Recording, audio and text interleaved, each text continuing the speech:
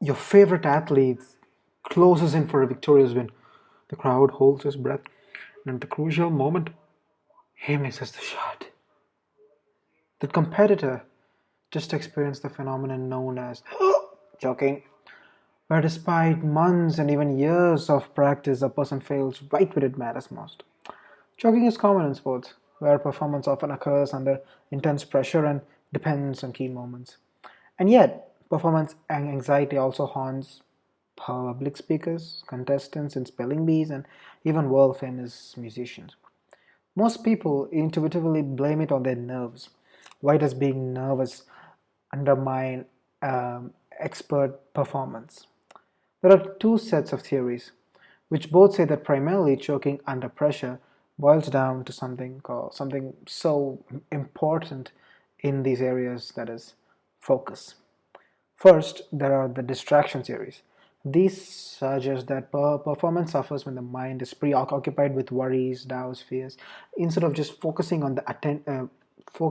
its attention on performing something that is the task at hand. When relevant and irrelevant thoughts compete for the same attention, something has to give. The brain can only process so much. Tasks that challenge working memory, which is like the mental scratchpad we use to temporarily store phone numbers, grocery lists, are especially vulnerable to pressure. In a 2004 study, a group of university students were asked to perform math problems, some easy, others more complex, and some more memory intensive. Half the students completed both problem types with nothing at stake, while the others completed them with calm and at the same time with pressure. While everyone did well on the easy problems, those who were stressed performed worse on the more difficult and memory intensive tasks. Explicit monitoring theories make up the second group of the explanations for choking under pressure. They are concerned with how pressure can cause people to overanalyze the task at hand.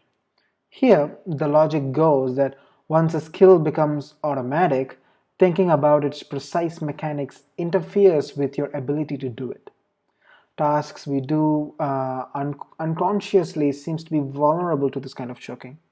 A study on competitive golfers compared their performance when instructed to simply focus on putting as accurately as possible versus when they were primed to be acutely aware of the mechanics of their putting stroke. Golfer usually performs this action subconsciously, so those who certainly tuned into these precise details of their moves also became worse at making accurate shots. Choking may be inevitable for everyone, though. Research suggests that some are more susceptible to it than others, especially those who are self-conscious, anxious, and afraid of being negatively judged by others. So, how can we avoid choking when it really counts? First, it helps to practice under stressful conditions. In a study on expert dart players, researchers found that those who hadn't practiced under stress performed worse when anxious compared to those who had become accustomed to pressure.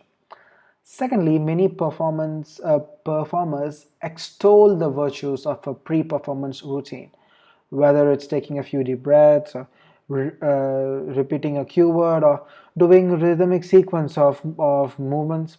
Studies on golfing, bowling, and water polo find that short rituals can lead to more consistent and accurate performances under pressure. And thirdly, researchers have shown that having an external focus on the ultimate goal works better than an internal focus, where someone is tuned into the mechanics of what they're doing. A study of experienced golfers revealed that those who hit chip shots while focused on the flight of the ball performed significantly better than those who focused on the motion of their arms. So perhaps we can modify that age old saying, practice under pressure with focus and with that glorious end goal in sight makes perfect.